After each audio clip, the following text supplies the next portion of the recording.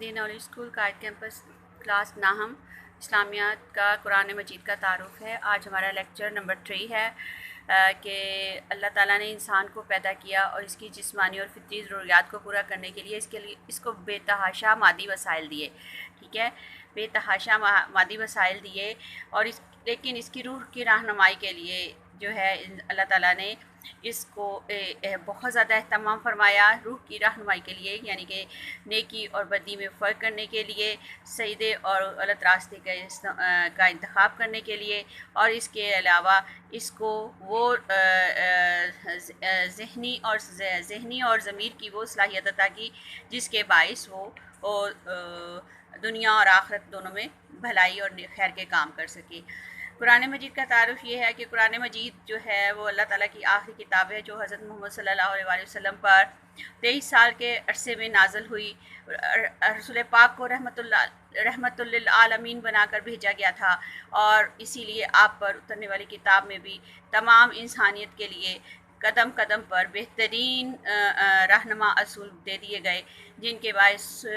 انسان کی زندگی صرف بھلائی اور خیر کے کاموں میں صرف ہونے لگی، ٹھیک ہے۔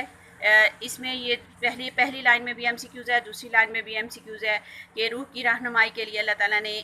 جو ہے اہتمام فرمایا ہے، لیکن اور دوسرا ایم سی کیوز ہو سکتا ہے کہ خیر اور شر میں فرق کرنے کی صلاحیت بھی قرآن مجید کے ذریعے ہی عطا کی۔ اس کے علاوہ انسان کی کامل رہنمائی کے لیے انبیاء کرام کو مبعوث فرمایا اور ان پر کتابیں نازل کی۔ ہمارے آخری نبی حضرت محمد صلی اللہ علیہ وسلم پر قرآن مجید نازل فرمایا۔ یہ تمام بنی نوع انسانیت کی دائمی ہدایت کا ذریعہ ہے۔ یہ ایک ایم سی کیوز ہے، ہدایت کا دائمی ذریعہ ہے، یہاں دائمی ہدایت کا ذریعہ اور تمام سابقہ آسمانی کتابوں کی تصدیق کرتا ہے، اسی لیے اسے مہیمن کہا گیا ہے کہ یہ پہلے آنے والی کتابوں کے اندر جو تعلیمات اور جو ضوابط اور اصول قائم کر دیے گئے تھے اور جن معاملات میں رہنمائی فرمائی گئی تھی، کیونکہ ان امتوں نے اپنی کتابوں میں تبدیلیاں کر لی تھیں، لیکن قرآن پاک میں جب ان تعلیمات کو نازل کیا گیا تو بالکل محفوظ کر دیا گیا، اور اللہ تعالیٰ نے خود اس کی حفاظت کا ذمہ لیا۔ اللہ تعالیٰ کا ارشاد ہے وَأَنزَلْنَا إِلَيْكَ الْكِتَابَ بِالْحَقِّ مُصَدِّقًا لِمَا بَيْنَ يَدَيْهِ مِنَ الْكِتَابِ وَمُهَيْمِنًا عَلَيْهِ، اور تمہاری طرف ہم نے یہ کتاب نازل کی، یہ حق لے کر آئی، سچائی لے کر آئی۔ یہ دونوں ایم سی کیوز ہیں، اور شارٹ کوسچن بھی آ سکتا ہے۔ اس سے پہلے جو آسمانی کتابیں آئیں یہ ان کی تصدیق کرنے والی ہے اور ان کی محافظ و نگہبان ہے، یعنی کہ وہ جو تعلیمات ہیں ان کے اندر ان کی محافظ و نگہبان ہیں۔ قرآن مجید کے اندر 30 پارے ہیں، یہ سب کو علم ہے، اور اس کے 30 پارے ہیں اور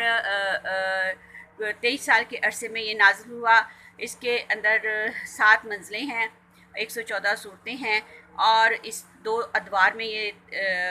نازل ہوا، پہلا مکی دور اور دوسرا مدنی دور۔ مکی دور میں 86 صورتیں نازل ہوئیں اور مدنی دور میں 28 صورتیں۔ قرآن مجید پچھلی کتابوں کے لیے مہیمن کہنے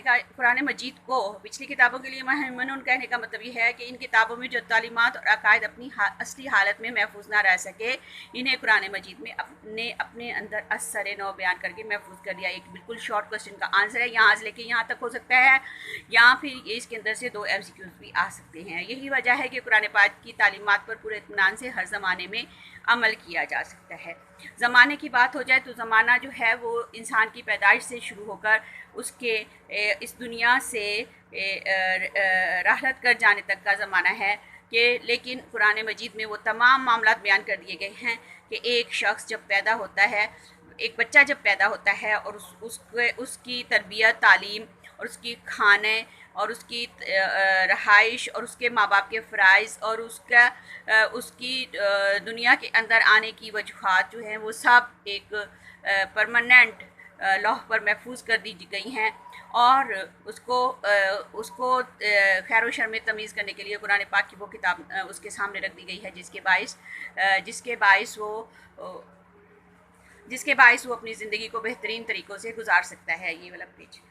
ٹھیک ہے، نیچے ٹھیک ہے، اوپر کرو۔ یہ قرآن کریم کے انسان کی زندگی کے تمام پہلوؤں کی رہنمائی کرتا ہے، وہ زندگی کس طرح گزارے۔ اس کی زندگی میں یہ سارے ایم سی کیوز آئیں گے کہ اس کی زندگی حقیقت،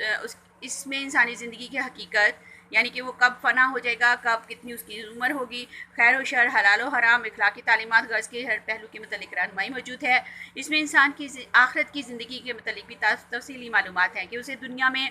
اپنے اعمال کو کس طرح بہترین رکھنا ہے تاکہ اسے آخرت میں انعامات سے نوازا جا سکے۔ قرآن پاک انسان کی انفرادی زندگی، اس کے اجتماعی معاشرتی حقوق و فرائض، یعنی کہ اجتماعی معاشرے کے اندر رہنے والے حقوق و فرائض، یعنی کہ اسے ہمسایوں کا کس طرح خیال رکھنا ہے، اپنے قریبی رشتہ داروں دوستوں کے حقوق کیسے ادا کرنے ہیں، اور اپنے ماں باپ کے حقوق اور ان کی جو ضروریات پوری کرنے کے فرائض ہیں وہ کس طرح ادا کرنے ہیں۔ اس کے معاشی اور اقتصادی امور کی بنیادی ہدایات، سیاسی اور بین الاقوامی معاملات اور اخلاقی رویوں کے متعلق جامع تعلیمات پیش کرتا ہے۔ ہر فرد